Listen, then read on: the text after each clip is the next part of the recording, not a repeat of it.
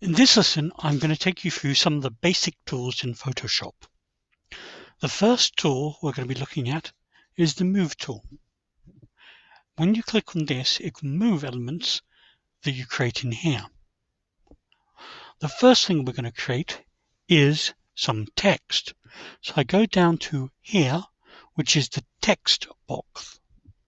So I click on that, and now if I go into here, you can see I have the new icon, which is showing what you would see like if you're using Word. Now, I want to put some text in here. So what I'm going to do is I'm going to draw the box that I want it to be in. So this is going to be a headline on this. So I'm going to go to the top of the page and I'm going to draw a box such like this. And now I can just type right into it. Now, what happens if you have this text tool and instead of drawing the box, you just click?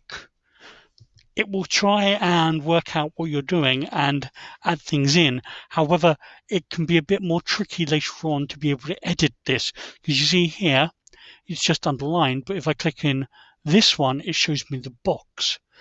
If you have the box there, you have much more power over the text you have created.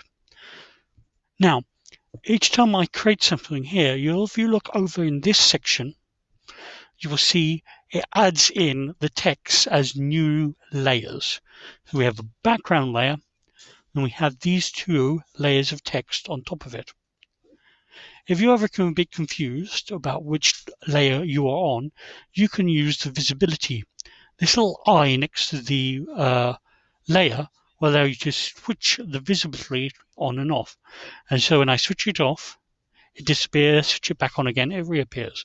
Thankfully, when we're doing text, the name of the layer automatically changes to whatever the text we put in here. So now, because I put the text to being called Toby, my layer has been called Toby. And this is the very basic way of getting text into your work. If there's anything that you don't want, like you decided that this is no longer any use, you can grab that and drag it down to the bin, and that will remove it.